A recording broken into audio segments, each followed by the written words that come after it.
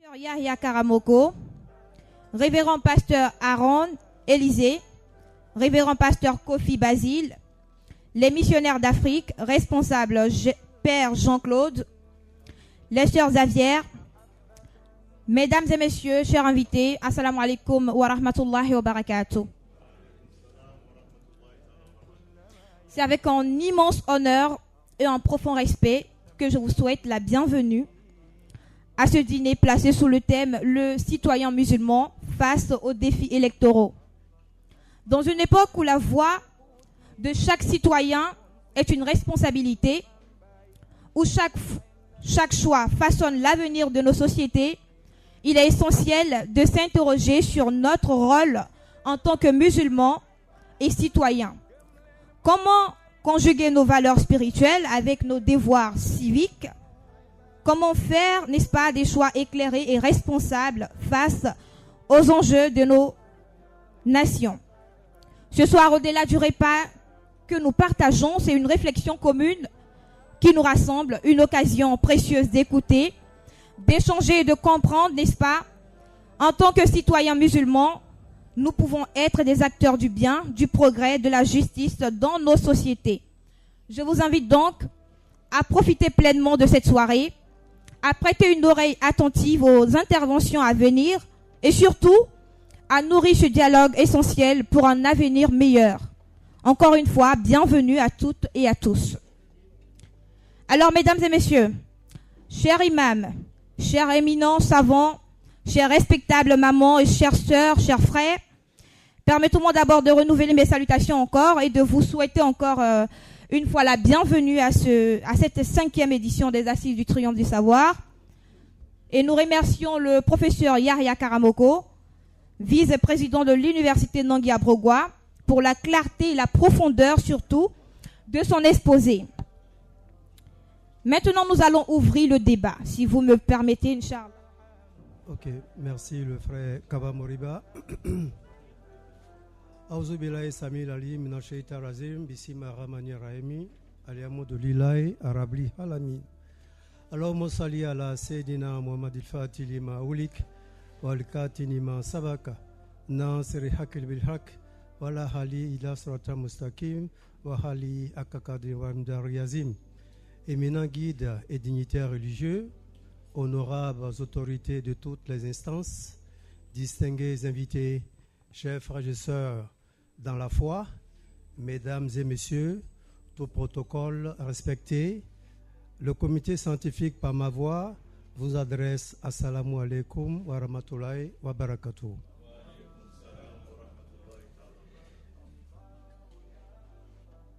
Bienvenue à la dernière session de la 5e édition des Assises du Triomphe du Savoir du Ramadan 1446 de l'Égypte.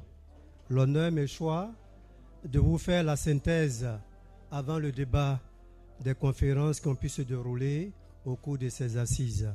La première conférence intitulée « La femme comme guide spirituel » fut animée par Mamadou Nikema. De prime abord, le conférencier a levé tout équivoque sur les controverses relatives à l'imamat des femmes. Il a ensuite présenté la position de l'islam sur la question du leadership spirituel féminin. À partir du statut ontologique de l'être humain, appelé en arabe al-insan, qui établit une égalité verticale entre l'homme et la femme, le conférencier a montré sans équivoque que la femme peut être un guide spirituel dont le parachèvement est la sainteté. Pour corroborer ses propos, il se réfère au hadith, à la sourate 33, verset 35, et singulièrement au verset 42 de la sourate 3 et le verset 75 de la sourate 5, relatif justement à la perfection spirituelle de Sayyidina Mariam, Marie. Les exemples de modèles de sainteté féminine et de femmes guides spirituelles qu'il cite sont entre autres la sainte Aïcha Al-Mananouya, Sayyidina Mariam appelée Marie, la reine de Saba, Fatima la fille du prophète, la mère de Sayyidina Moussa, Moïse, la femme de Pharaon.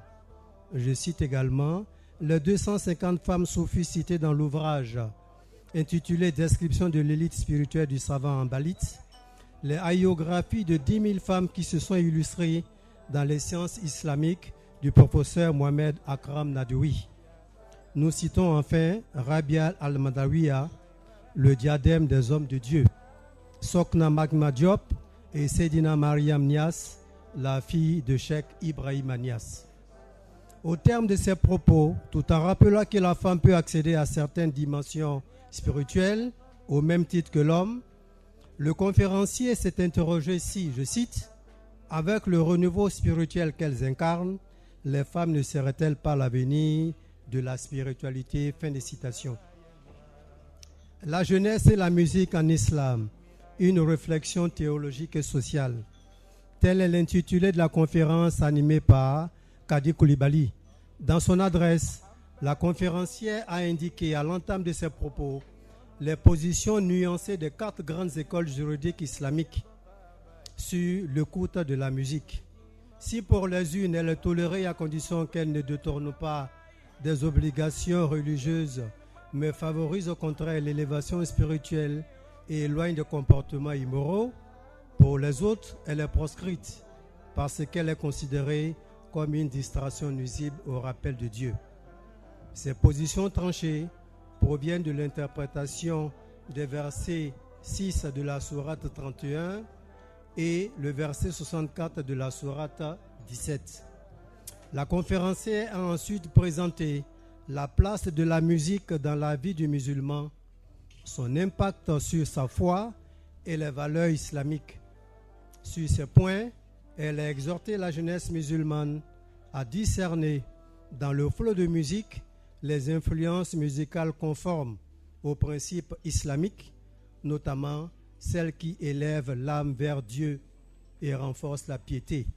À ce propos, elle a exhorté la jeunesse à écouter la musique spirituelle, notamment soufie, afin de préserver sa foi et sa pratique religieuse. Elle a clos ses propos en précisant que, je cite, « L'islam n'interdit pas les formes d'expression artistique. Bien au contraire, il prône la sobriété et tolère la musique tant qu'elle ne véhicule pas de valeurs contraires à la foi. » Fin de citation. S'inscrivant dans le même registre de vivification de la foi, Dr Diarra Mohamed s'est prononcé, lui, sur le thème suivant, les sources légales de l'islam.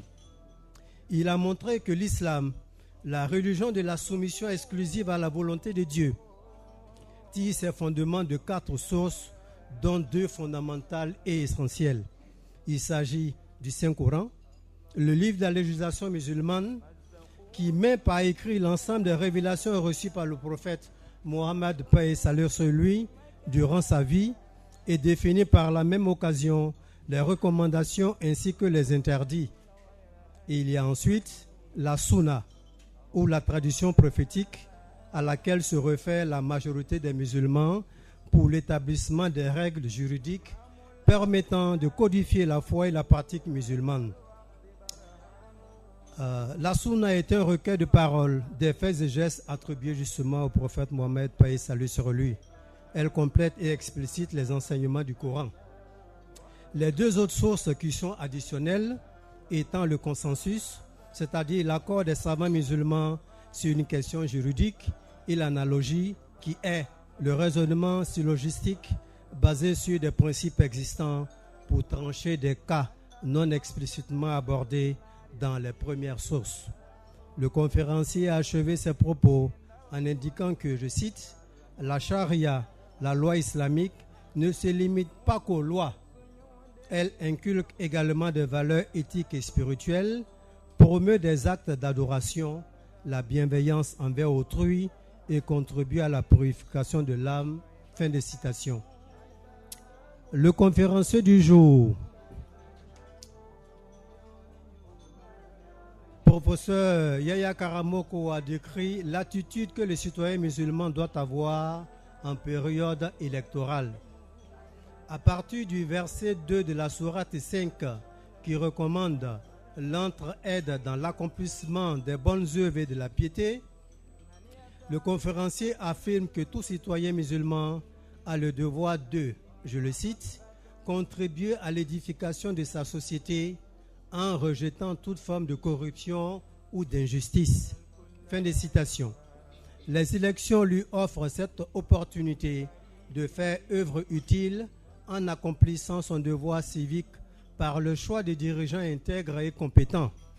Le Saint-Coran le recommande à travers le verset 58 de la sourate 4. Selon le conférencier que je cite, « Participer aux élections devient alors un acte de responsabilité religieuse et civique, aligné avec les finalités supérieures de l'islam. » Fin de citation. Au sujet du désordre et des violences qui sont souvent inévitables en période électorale, le conférencier rappelle à cet effet les propos suivants rapportés du prophète paix et salut sur lui que je cite. « Le musulman est celui dont les autres musulmans sont à l'abri du mal de sa langue et de ses mains. » Fin de citation. Les recommandations qui découlent des citations ci-dessus appellent à la culture de la paix, à l'unité et à la maîtrise de soi. En les suivant, le musulman contribue ainsi à bâtir une société juste et prospère, conformément au verset 105 de la sourate 9 que je cite, « Œuvrez, car Dieu verra votre œuvre. » Fin de citation. Tels sont en substance les derniers propos du conférencier du jour. Chers dignitaires religieux, distingués invités, mesdames et messieurs, voici ainsi fait le compte rendu des différentes conférences de la 5e édition des Assises du Triomphe du Savoir. Merci de votre aimable attention. Vaseko, maître de conférence en sociologie. Je prends la parole pour répondre sur la conférence du professeur Karamoko Yahya, conférence intitulée. Je prends la parole pour répondre sur la conférence du professeur Yahya Karamoko, conférence que j'ai suivie avec beaucoup d'intérêt. Ce que je voudrais ajouter à la suite de ce que le professeur Yahya a dit, c'est que la responsabilité citoyenne et l'engagement citoyen vont de pair avec la connaissance des règles. Les règles de jeu, la maîtrise des règles de jeu est assez importante dans le comportement, dans la maîtrise du comportement du citoyen. Donc face aux défis électoraux, ce que nous devons avoir comme comportement, c'est de connaître d'abord les règles du jeu. Et toutes ces valeurs citoyennes et responsabilités sont des valeurs partagées par notre religion, l'islam.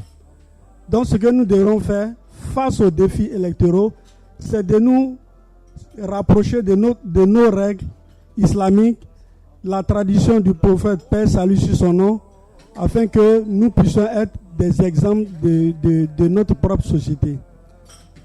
Ce sont ces petits mots que je voulais ajouter.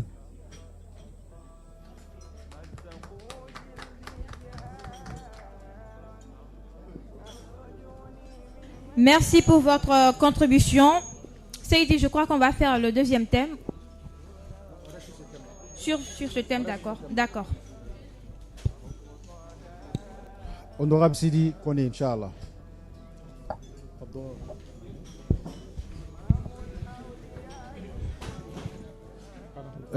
Merci beaucoup le modérateur.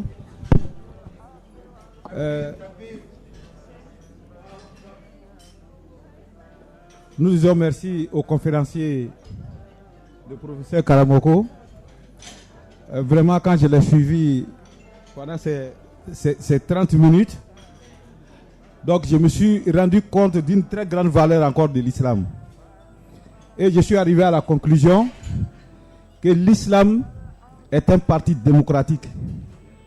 À travers les agissements du prophète qui a été cité par le conférencier, on trouve toutes ces valeurs de démocratie. Et souvent, vraiment, il est bon à savoir, surtout dans l'actualité que nous vivons à travers le monde, on a l'impression que l'islam est un parti, excusez-moi, barbare, intolérant. Or, on voit que l'islam même, c'est le socle de la démocratie, à travers tout ce qui a été dit tout à l'heure. Et je rebondis encore sur la réaction du dernier intervenant concernant les règles du jeu. il est important que les musulmans, les jeunes musulmans, les cadres musulmans apprennent, s'imprègnent des règles du jeu, c'est-à-dire la loi électorale dans leur pays, surtout en Côte d'Ivoire. Parce que cela évite la manipulation de l'opinion.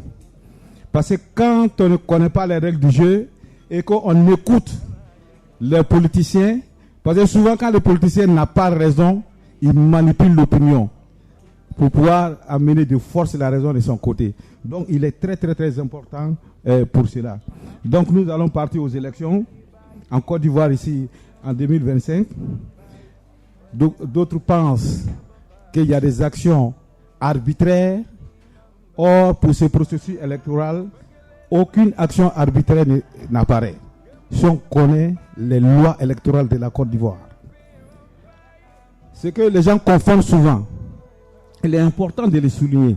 Quand on parle de la révision électorale, la révision électorale est composée de plusieurs étapes.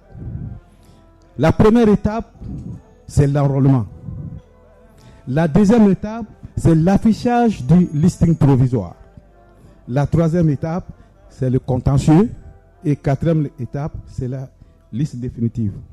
Donc, quand vous ne participez pas à l'enrôlement et que vous n'êtes pas sur le listing électoral, ce n'est pas au moment de la deuxième étape que vous allez demander à être sur le listing électoral. C'est impossible. Parce que chaque étape correspond à une période. Et l'affichage du listing définitif correspond à une période. 3 mois avant les élections, on doit avoir, comment dirais-je, les listes définitives. Donc, voyez-vous, toutes ces étapes-là, si on n'explique pas aux Ivoiriens, c'est difficile de comprendre. Au moment où nous sommes à la troisième étape, d'autres demandent à ce qu'on vienne à la première étape. Et ce qui est impossible. Et tout cela pour qu'on soit pris au piège du calendrier. Et en octobre, si on n'a pas pu organiser les élections, les politiciens ils passent à une autre étape en disant que le président actuel il est illégitime, que son mandat est terminé. Donc il faut qu'on fasse attention et il faut qu'on se renseigne et on enseigne les règles du jeu. Assalamu alaikum rahmatullahi ta'ala barakatuh. Je suis avec le président Kofi Bazile, le grand pasteur, et je vais dire merci à Dieu pour la vie du chef, qui est notre frère, ami, dont nous sommes toujours en collaboration. Je voudrais dire merci aussi aux conférenciers, à tous les guides religieux qui sont là, venus de près ou de loin, que Dieu vraiment bénisse cette cérémonie. Je voudrais dire que le conférencier, vraiment son message m'a beaucoup touché. Quand je dis m'a beaucoup touché, il a donné des indices dans son exposé. C'est vrai, c'est le côté islamique, mais dans le fond, j'ai compris que ça interpelle aussi nous les guides religieux. Pour quand ensemble, au sortir de cette conférence, nous puissions nous-mêmes avoir des idées propres, essayer aussi de communiquer dans nos religions, dans nos églises. Et c'est pourquoi je voudrais dire merci pour vraiment ces interventions, parce qu'il a parlé de tout. Il a bien expliqué le fondement même de la démocratie. Maintenant, quitte à nous de les mettre en exil, quitte à nous de vivre dans une harmonie de paix, de convivialité, de cohésion sociale. Parce qu'en fait, en un mot, c'est ça. La démocratie parle aussi de la cohésion sociale. Il faut qu'on arrive à s'accepter mutuellement. Il faut qu'on arrive à vivre ensemble, à partager ensemble. Donc, au nom de la fédération que nous dirigeons, je voudrais dire merci aux conférenciers, que Dieu accorde longue vie, bénisse encore toujours sa vie et augmente encore la vie. Merci à vous. Merci, révérend Inch'Allah. Maintenant, docteur Mohamed Lamine Baba. Amba Nani Belekawa ou bien Kelengele. Voilà, donc maintenant, dame la thème journalisme.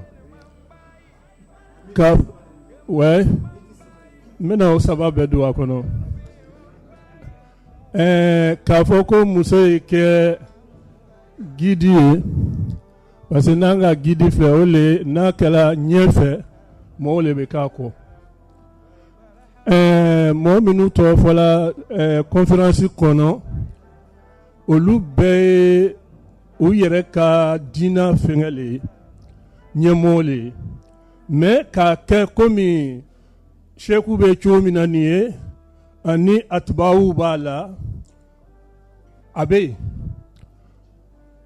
yen mais mun de k'a dɔgɔya o le k'a fɔ ko muso ta baara parce que n'a fɔra ko guide religieux a dɛn bɛ bato la ka caya bon tuma dɔw de bɛ kɛ muso ta saniya o b'a to tuma dɔw la a don ko groupe la a bɛ gbɛrɛya peut-être a bɛ nin yɔrɔ ma jɛ o de kosɔn sɔsɔyali bɛ est-ce que muso bɛ se ka kɛ politiki ɲɛfɛ sariya la wa mais ne bɛ yɔrɔ nin na kuranna aya dɔ bɛ yen o b'a yira k'a fɔ ko musow yɛrɛ bɛ se ale yɛrɛ bɛ se ka kɛ guide spirituel ye a y'a groupe la o de ye mun ye hali cɛ bɛ se ka k'a la n'an ka surat tahrim sura aya laban a ka mariyama wasifu k'a fɔ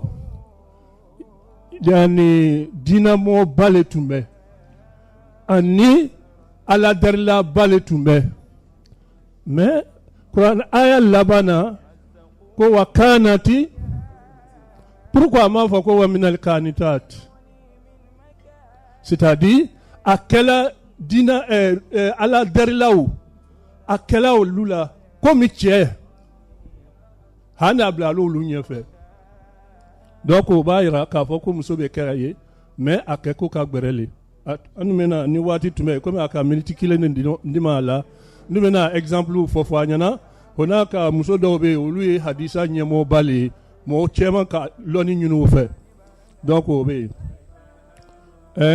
a filanan o le ye misiki ko ye misiki ta komi Sheikh Ayima Fofana le k'a fɔ a ɲɛna ten quoi ko i k'a lɔ silamɛya nana an kana silamɛya kɛ komi a k'a lɔ gbɛrɛya kojugu farafinw ma parce que tolon ka di farafin ye o de kosɔn diinɛ wɛrɛ mɔgɔw nana min kɛ o k'a ye o bɛ se k'an lasɔrɔ cogo min na fo ka tolon don a la donc o tuma la tolon bɛ na silamɛya fa minnu fɛ a bɛɛ bɛ yen a si tɛ donna seri kɔnɔ hali sufi min bɛ yen t'u bɛ tamutamu ni fɛn bɛɛ fɔ o b'a kɛ le bada salam an ma mɔgɔ si ye seri laban k'a fɔ ko a bɛ to Allahu Akbar to a bɛ misiki ni fɛn ninnu bila a la o tɛ yen donc o tuma la sisan an kana kiti gbɛrɛya kojugu an fɛnkɛw ma olu nata an ban'o la an ka dɔ fɔ o la donc an banna yɔrɔ min na sa komi Sheikh Sherifu i k'a lɔ n'a bɛ fɛnkɛ la f'a kɛ i sɔn k'i siɲɛ kelen parce que a ka kalima laban min fɔ hali bi n bɛ baasu la parce que ne ye mɔgɔ min ye baasu le ka di n ye kojugu o le ko Rasul sallallahu alaihi wasallam kutima bihi an-nubuwa walakinahu fi anil waqt fataha babul wilaya donc wilaya dayɛrɛ la bɛɛ donc ala ka shurutu dafa bɛɛ la donc o ye o ta ye a laban o le ye bi ta ye sirama a ye yɔrɔnin mɔ a ye dɔɔnin lamɛn o la tuma jumɛn parce que ne bɛ mɔgɔ kɛra sirama université bɛɛ la université islamique fɛn o fɛn bɛ Côte d'Ivoire kɔnɔ yan n bɛ mɔgɔ kɛra a bɛɛ la a minnu ta ka gbɛlɛn n'a bɛɛ ye o le tɔgɔ ko Furqan lon dɔ la fɛnkɛ bɛ na kɛ vote bɛ kɛla karamɔgɔdenw nana ɲininka ko Usas ko an bɛna taa vote président na wa huwa la yahkumu bil kitab wala bi sunna ko est-ce que an bɛ taa vote wa ne ko n bɛ taa limami de vote o la wa ou bien jɔn n ko i ye taa masa vote as-sultanu zillullahi fil ard masa fuya tale ka a bonya en plus aussi sultan masa bɛ se ka kɛ sirama ye n'a kɛra sirama ye o voteli a bɛna fɛn o fɛn kɔ kɔfɛ an dun b'a votela o ye an kana siran a kiti b'ale le ma masakɛ ale min k'a fɔ ko an ye vote an b'a vote n'a nana kiti fɛn o fɛn ye alikiyama kiti n ka mɔgɔ le ma sinon dunuya ta la loi b'a ɲɛfɛ o Naka minke ni amabe la loi le ben aller juger. Mais al kiyama kiti, oye aller na la cheli. Donc otuma la 600. Fengele mi maba kata soaba ou ka wati la foka na se bi. Ole lon la ou ta pouvoir damemi. Ani masa ou ta pouvoir bemi. Ika etuma ibeta soro du do la lon la ou bem na no ku do kasola. Mune ko okay. Parce que limiti dobe karamota yere yila kwa lebe dai.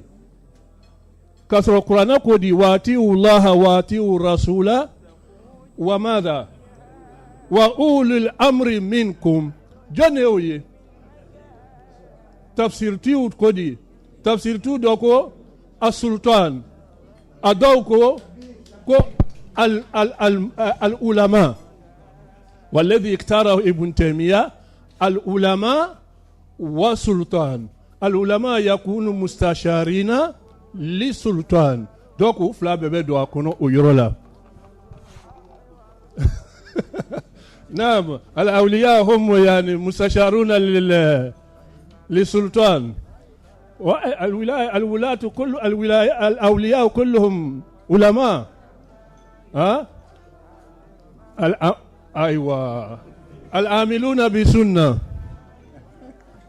donc oleoye kumi andana kuma kana jaya mais frontière me kramon ni masache kad jamaatuhu fi kitab ole nya kitabu ye hukmul hukm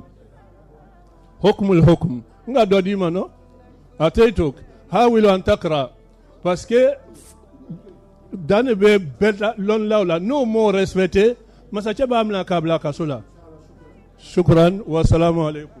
Rabbi alamin, alhamdulillah Rabbi alamin. Je pense que Hakilla, tous les lundis qui ont été présentés, les femmes ont leur part du don. C'est mon avis, ça m'engage que moi seul. La première édition, les femmes ont eu leur part. La deuxième édition aussi, qui a été présentée par ma fille Kadi, tout le monde a apprécié cette conférence. La troisième intervention aussi également, nous avons tous suivi.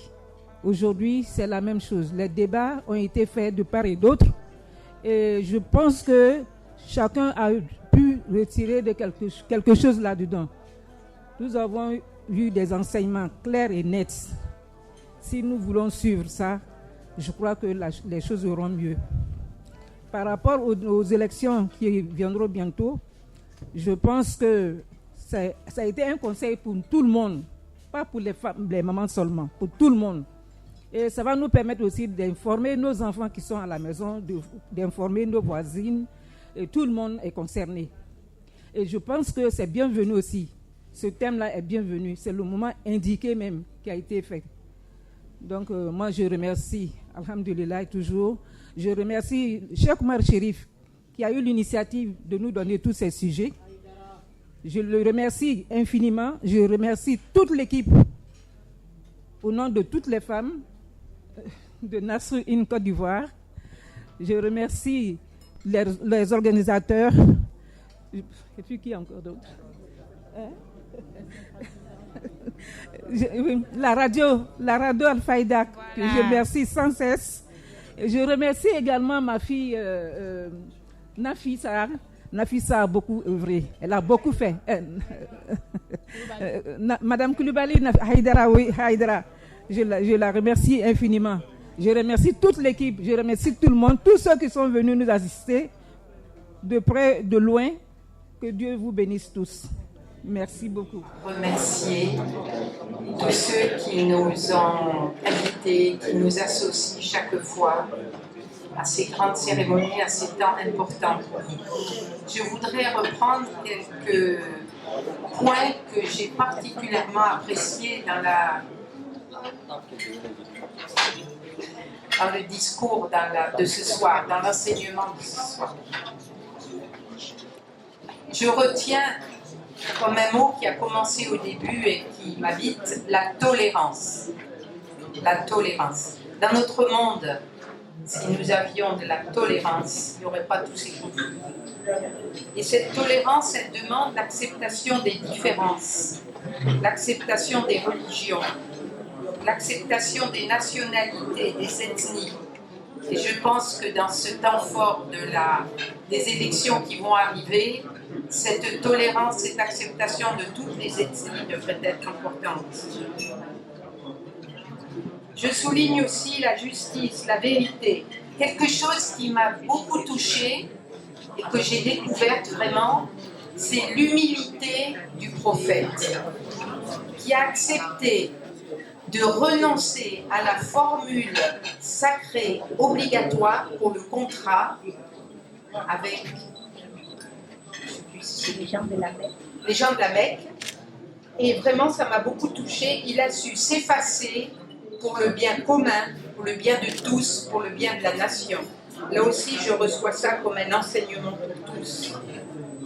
Et pour conclure, je dirais ce que j'aime bien dire à des amis musulmans ou autres, si tous les musulmans vivaient ces vertus religieuses, j'enchaîne, si tous les chrétiens vivaient les mêmes vertus que nous disons évangéliques, nous rejoindrions les valeurs profondément humaines pour bâtir un monde plus humain.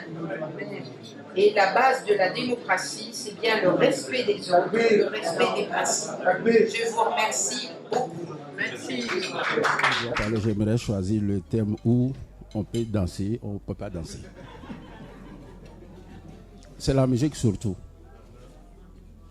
Est-ce que la musique en islam est interdite ou pas?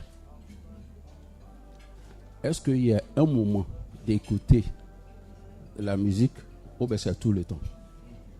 Est-ce que cette musique-là peut nous amener, et souvent même, à méditer? Parce que la méditation en islam, c'est quelque chose qui est demandé.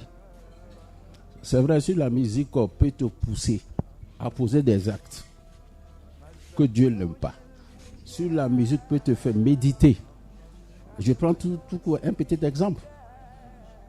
Si quelqu'un nous disait que dans les années 80, qui écoutait bien la musique, il était quelqu'un qui dansait bien la musique cubaine, ou bien il était un grand rasta qui fumait de n'importe quoi, lorsque ces derniers écoutent la musique, il ne fait que regretter amèrement ce qu'il a fait. Mais lorsque nous écoutons la musique, et le contenu de cette musique-là ne parle que Dieu et son prophète et les grands hommes de Dieu, je pense que c'est ça que nous voulons. Il ne suffit pas d'écouter la musique comme ça. La musique contient quoi? Même si c'est avec les instruments. C'est ça, c'est ce que le grand cheikh nous disait. Il dit qui écoute la musique, à quel moment il écoute la musique, il écoute avec qui. Wassalamu alaikum. Alors je vous apprends que Cheikh Malik Konaté lui-même c'était un grand mélomane. Inch'Allah, merci beaucoup. Et puis, il avait son écouteur à l'oreille. Déjà, il était en train d'écouter de la musique. Quand le fil est sorti, moi j'ai entendu la musique. Il dit, mais toi, cette musique-là, tu écoutes là? Il dit, mais toi, tu ne peux pas écouter le courant ou bien... Il dit, mais est-ce que tu sais la musique là, ça m'amène où? Il dit, est-ce que tu sais à quelle dimension divine ça m'apporte? Quand il a dit ça là, voilà, j'ai pas pu placer un mot. Parce que ça a tout dit. Et puis, c'était quelle musique? C'était une musique zouglou. Oui, c'est dire que c'est ce que Cheikh Malik a dit tout de suite là. Cette musique là, c'est pas seulement ce qu'on dit, c'est pas seulement le son, mais c'est la manifestation que ça fait en toi. Voilà, c'est ça surtout qui importe. Voilà le témoin que je voulais faire. Waalaikum salam wa rahmatullahi wa barakatuh. Je vous remercie de permettre à ces personnes qui sont ici. Je pense que normalement je n'ai plus rien à ajouter après la prestation de la grande sœur. Mais j'ai été touchée par le professeur quand il a dit que le prophète Mohammed sallallahu alayhi wa sallam, s'il vous plaît, pour parvenir à résoudre un problème, à traverser une situation qui était une situation qui devait être une situation de conflit, s'est rabaissé au point de ne pas tenir compte du fait qu'on ne l'ait pas appelé par son titre de grandeur. Rien que pour surpasser le conflit qui devait donc normalement avoir lieu avec son interlocuteur.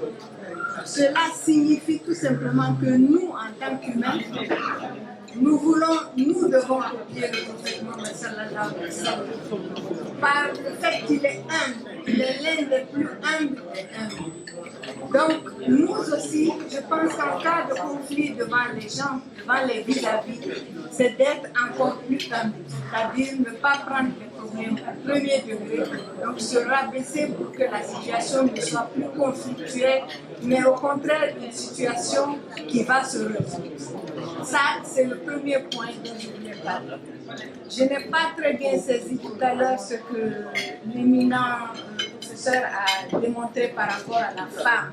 Si la femme méritait un titre Cheikha, je n'ai pas suivi. Je vais juste aller juste à côté de ce qu'il a dit, parce que je sais que la femme, quand elle est dans la foi, elle est aimée du prophète Mohammed sallallahu alayhi wa sallam. Le cheikh peut peut-être m'appuyer là-dessus. Le prophète aime quand la femme est dans la foi parce qu'elle est entière. La femme est la mère de l'humanité. Elle ne peut être qu'au-delà. Spirituellement, on a des exemples du genre de Rabia Haddavia que Cheikh connaît et que Cheikh peut-être pourra nous expliquer. C'est une dame qui est une soufie, une des plus grandes soufis qui disait qu'elle n'avait pas le mérite de marcher avec ses pieds pour aller saluer la tombe du prophète Mohammed sallallahu alayhi wa sallam, mais elle devait ramper pour saluer sa grandeur. Donc pour dire que c'est vrai, nous sommes des aimantes, mais nous sommes aussi des adoratrices sans limite. Donc je suis sûre qu'on peut nous donner un titre. Merci, Cheikh.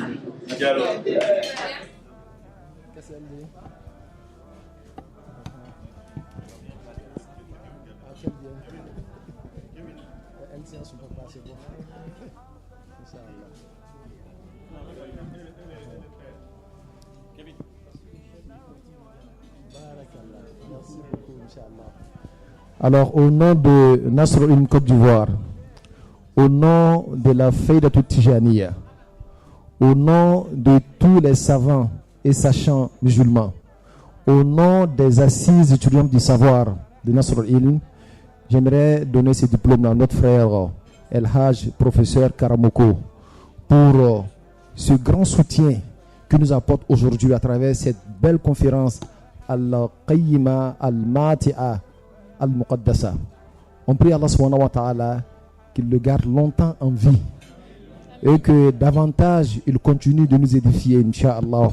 Merci professeur. Barakallahu fikum. Un grand merci à notre conférencier du Merci beaucoup, Inch'Allah. pour cette très belle conférence sur le citoyen musulman face aux défis électoraux. Assalamu alaikum tout le monde. Wa alaykum salam wa rahmatullah wa barakatuh. J'aimerais à la phase crépusculaire de notre cérémonie là faire un petit résumé de toutes les thématiques qui ont été traitées. D'abord, la femme comme guide spirituel. Comme vous le savez très bien, la notion du genre n'existe pas en spiritualité. Comme guide spirituel, cela sous-entend que nous connaissons réellement qui est l'homme. Je parle de l'homme avec grand H. L'homme d'abord, qui est-il? L'homme, c'est plusieurs dimensions spirituelles. Il y a ce que nous appelons Asirru, qui est le mystère qui existe en toute personne. Nous-mêmes, on le dit en Djulako, Morote donc à ban. Code de ban là, Morote femme donc à ban. Ce mystère-là, il est là, qui est une dimension et ça se veut la plus grande dimension qui existe en l'être humain. Là-bas, là, on ne parle pas de notion de genre. Une autre dimension après elle, c'est ce qu'on appelle Ar-Ruhu, l'âme. Il n'y a pas d'âme féminine ou masculine. Après cela, qu'est-ce que nous avons? On a Al-Aqlu, l'intellect. Il n'y a pas d'intellect masculin ou féminin. On va encore plus bas, on a ce qu'on appelle Al-Qalbu, le cœur. Il n'y a pas de cœur féminin ou masculin. Maintenant, nous allons vers Ashibhu, la dimension matérielle de l'homme. C'est à partir de là-bas qu'on parle de la notion du genre. À partir de la matérialité, on parle de femmes ou on parle d'hommes. Et quand nous parlons des dimensions spirituelles et des guides spirituels liés à la femme, c'est une femme qui s'est élevée au-dessus de sa matérialité. Et les femmes peuvent aussi s'élever de leur matérialité. Voilà pourquoi quand une femme atteint ce niveau-là, elle est guide spirituel au même titre que l'homme. Parce qu'on ne parle plus de la notion du genre. La matérialité a pris fin et nous sommes dans une autre sphère. Maintenant, peut-on écouter la musique? Chez nous, les Tijani comme les Soufis, pour ne pas dire chez les spirituels, il s'agit d'une autre dimension. Et nous, on va l'appeler As-Sama'u, c'est l'audition. C'est écouter Dieu et entendre Dieu. Qu'est-ce que cela veut dire? Quand Dieu a créé toutes les âmes, il leur a posé cette question-là, Alastu bi rabbikum, ne suis-je pas votre Seigneur?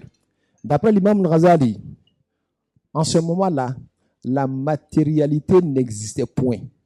Et nous avons tous dit Bala, oui. Avec quelle langue avons-nous dit Bala? Parce que la langue même n'existait pas. L'homme spirituel, quand il entend un beau son, je dis bien un beau son, le beau son peut provenir d'un être humain comme d'un instrument. Dire que nous sommes contre la musique, ça veut dire que nous sommes vers tout ce qui est médiocre. Alors que le beau son peut être émis par un instrument ou par un être humain. Quand il est émis par un être humain, on parle là de chansons, et quand il est émis par un instrument, on parle là de mélodies. Mais tout ça là, c'est le beau son. Alors l'homme spirituel, tout ce qui est beau, il entend par là, Alastu bi rabbikum. Ne suis-je pas votre Seigneur? C'est une forte sensation concentrée qu'il ressent. Voilà pourquoi l'imam Ghazali dit, toute personne qui entend le beau son et qui ne ressent rien, il se pourrait que cette personne n'a point de foi en Dieu. D'après l'imam Ghazali. Donc l'homme spirituel, il entend à travers tous les zouglous que tu écoutes. Il entend à travers tout le rasta que tu écoutes. Une seule phrase, Alastu bi rabbikum. Et tout ce qu'il ressent ne fait que représenter Bala. Bala, oui, tu es notre Seigneur. Donc celui qui a atteint cette dimension d'entendre Alastu bi rabbikum à travers tout ce qu'il entend et de faire manifester, faire valoir son Bala, lui, il peut écouter toute forme musicale. D'après Mohamed Al-Ghazali, Al-Mu'asir, qui était le recteur de la mosquée d'Azhar, un jour, il y a un jeune sunnite qui rentre dans son bureau et il va le trouver en train d'écouter Mozart. Vous savez, il faut évoluer un peu en musique. Voilà, on peut sortir de nos zouglous, on va aller vers certains thèmes. Et ce dernier lui dit, mais même toi, imam, tu écoutes ça? Il dit, calme-toi, fais attention. Moi, je n'entends pas avec lui que toi tu entends. Ce que j'entends là, c'est que ça me fait pénétrer au plus profond de moi-même.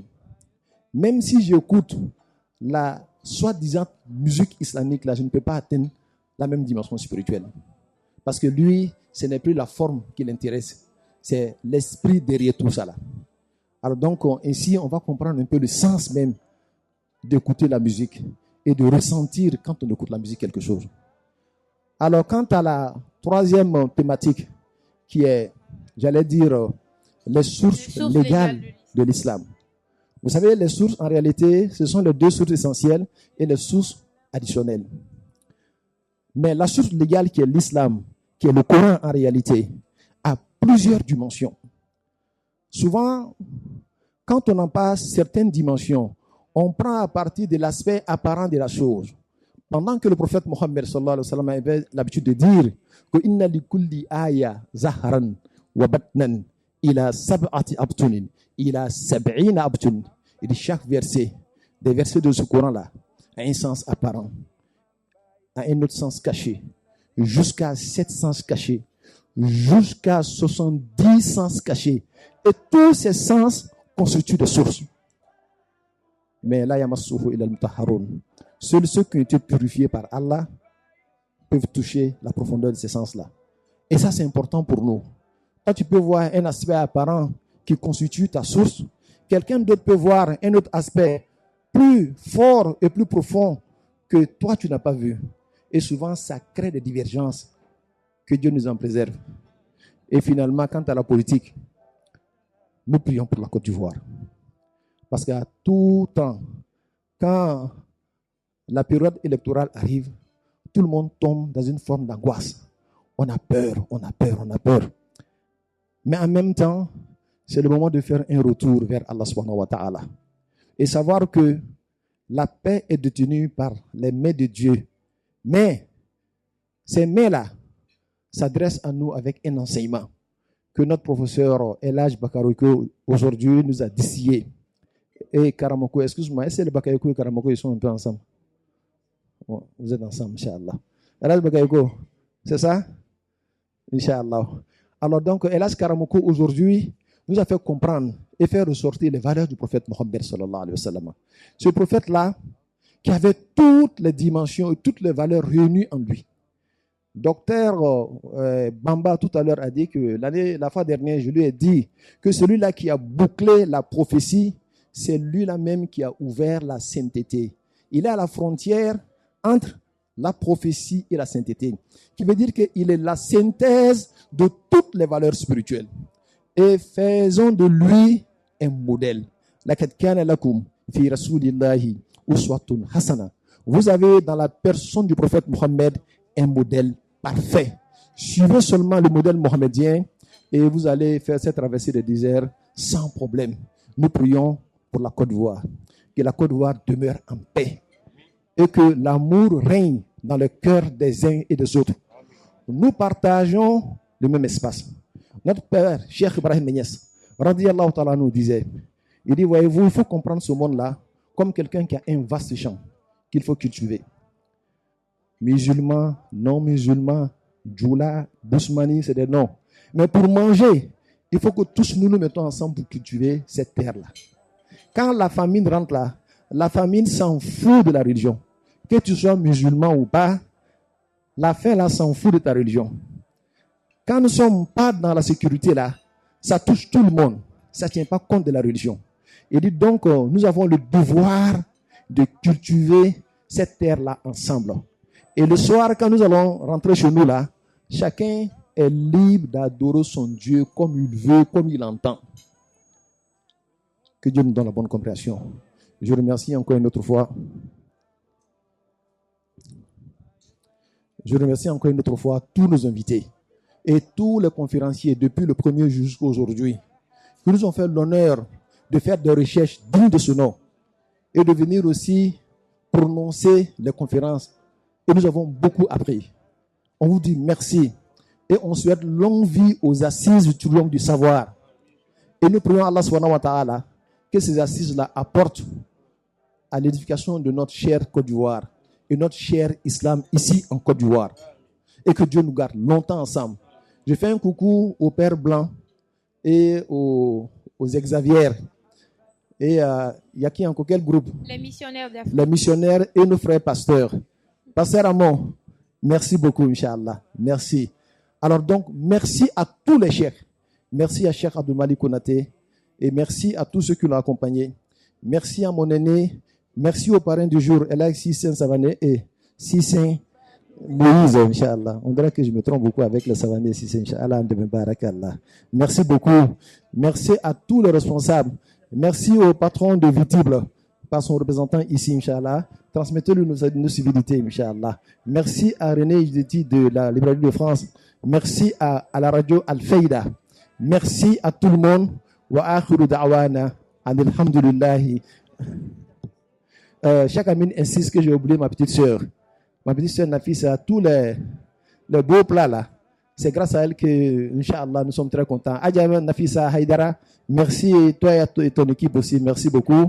Bihaqi Allahumma salli ala سيدنا محمد الفاتح لما أغلق والخاتم لما سبق ناصر الحق بالحق والهادي إلى صراطك المستقيم وعلى آله حق قدره ومقداره العظيم. اللهم صل على سيدنا محمد الفاتح لما خاتم لما سبق ناصر الحق بالحق والهادي إلى صراطك المستقيم وعلى آله حق قدره ومقداره العظيم. اللهم صل على سيدنا محمد ما أغلق والخاتم لما سبق ناصر الحق بالحق والهادي إلى صراطك المستقيم وعلى ليك قدر المقدار العظيم. سبحان ربك رب العزة عما يصفون والسلام على المرسلين والحمد لله رب العالمين.